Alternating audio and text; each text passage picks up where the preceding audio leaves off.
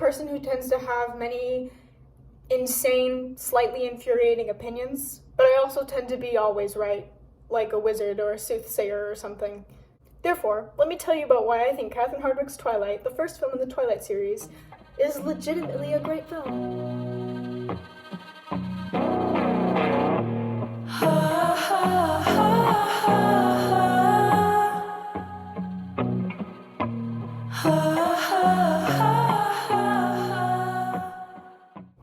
Something that I think is important in really understanding Twilight is understanding the context in which it was made.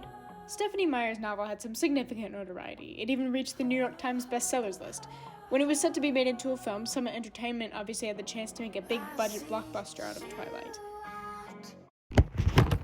And then they didn't do that. That's not what happened.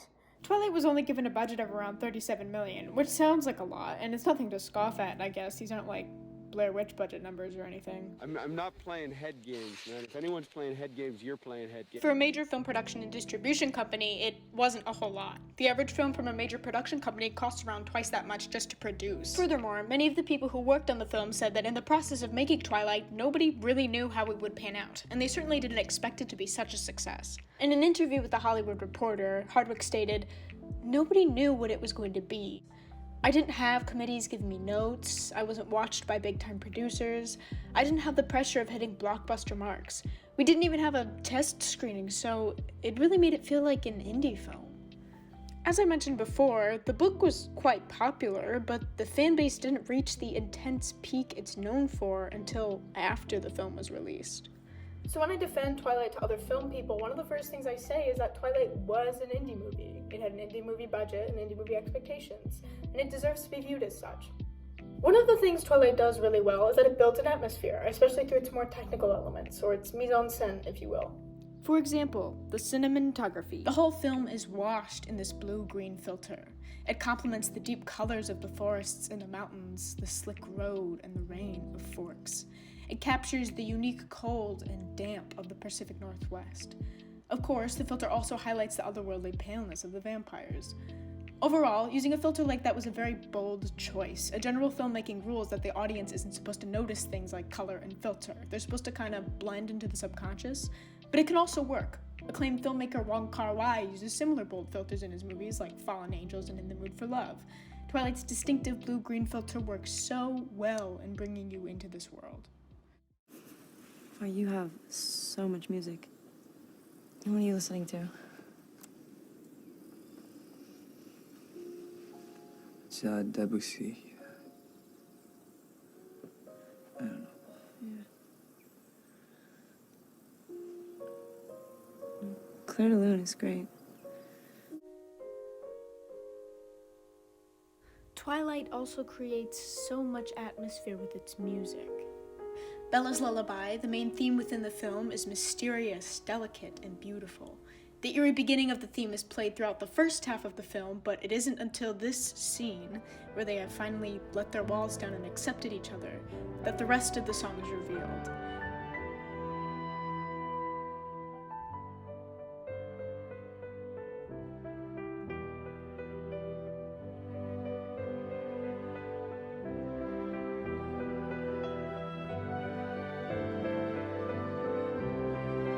Bella's Lullaby has this tense beginning that eventually leads to this beautiful sweeping chorus.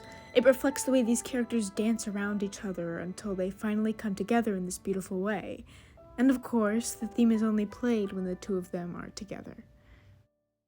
The soundtrack is also excellent. We've got Muse, Paramore, Iron and Wine, and Radiohead. And each of these songs are placed so excellently within the film. My personal favorite is in the parking lot when the needle drops on Eyes on Fire by Blue Foundation. And of course, the baseball scene with Supermassive Black Hole. Are you kidding? Are you kidding me? It's just so 2000s. This whole film is so 2000s. And Twilight captures the 2000s whether it meant to or not. This thing is like a time capsule. There's fun little cell phones, chiffon prom dresses, and the cars. Oh, the hair. I feel like a lot of films in which the story takes place within but doesn't revolve around a specific time period either try to be timeless and don't dive too much into their current time period in order to avoid aging badly, or they go all out. Sure, there are films like Mean Girls and Napoleon Dynamite that exaggerated and parodied the 2000s, but Twilight is one of the only films I've seen that is earnest about the 2000s, especially being a teenager in the 2000s. It's not trying to parody it, and it's not trying to avoid it, it just is. Overall, Twilight just nails this particular aesthetic and atmosphere, and it's just iconic. The other day, it was all rainy and gloomy, and the sky was all green, and my friend turns to me and said, "It looks like Twilight outside." And I knew exactly what she meant. And it wasn't even the first time I'd heard someone say that about Twilight. Oh, this looks or feels or this song sounds like Twilight. And how many other films can you really say that about? And I think that's just a real testament to the world and atmosphere that Twilight builds.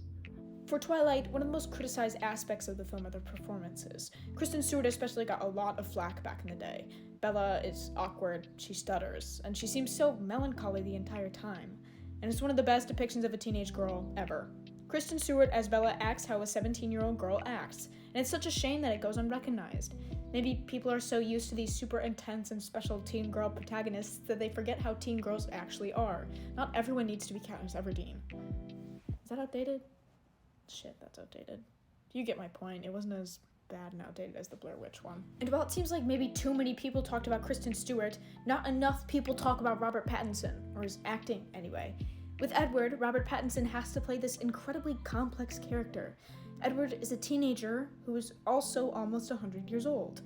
But he's clearly not playing it as a sprawled man in a teenage body. He plays Edward as a teenager who has been a teenager for nearly a century.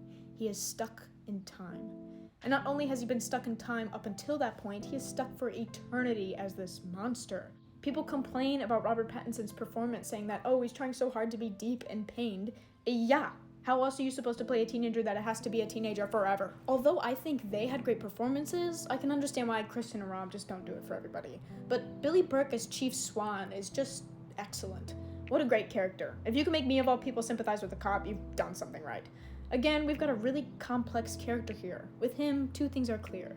We've got this lonely guy who loves his daughter, but feels detached from her and doesn't really know what to do. And one never really wins over the other. Those two things always coexist. He never gives up on a relationship with her, but he never really puts in quite enough effort either. And that's an interesting choice, I think.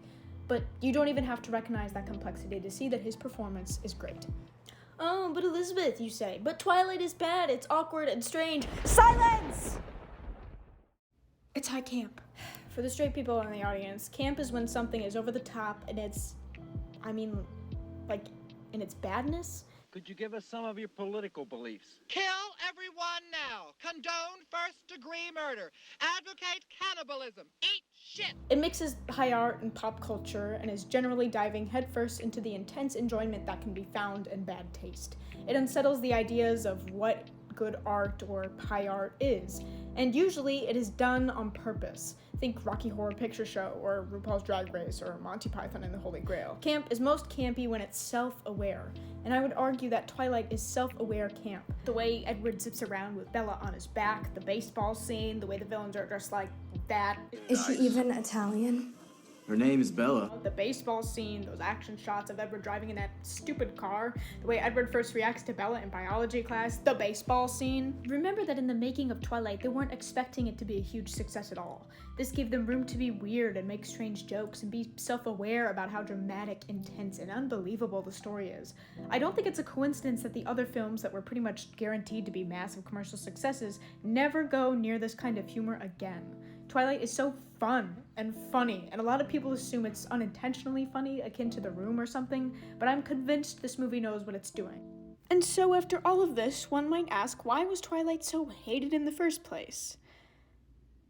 Because teenage girls liked it. Next? No, but really. Although Twilight was kind of a huge financial success when it was first released, it was kind of an all-out critical failure too, and it was the butt of many jokes, like still a better love story than Twilight. And Twilight, like any other work of art, is worthy of critique, but the hate that Twilight received was extreme and aimless. People generally just hated it for existing. This tends to be something that happens with most media made for teenage girls in mind. Since the dawn of time, anything that girls like is icky and bad, and honestly, that's the only thing I can really find to explain why Twilight incurred such hatred. Nowadays, both the intense love and hate for the movie has just died down significantly. People are beginning to look back and realize that it was unjustly put through the ringer of critique, and it really came down to sexism more than anything else. What a shame. Growing up, I was never into Twilight. In fact, I pretty much actively disliked it. I used to tease my friends who really loved the series, and they always just told me that I didn't understand it. And of course, it took me years to realize that they were right all along. It wasn't until I was around 18 that I revisited the series just for fun that I realized the first film is, like, legitimate in its art, especially when you understand the context in which it was made. Again, Twilight is basically an indie film. And of course, Twilight's not for everyone. I mean, I can't promise that you'll love it the same way I do, but I hope that I've maybe convinced you to check it out if you've never seen it before, or to revisit it if you have and see if your opinion has changed over time.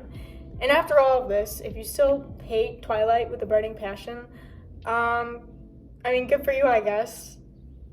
Just don't be sexist about it.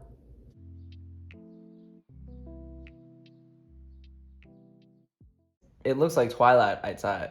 It looks like Twilight outside. Slower. It looks like Twilight outside. It looks like Twilight outside.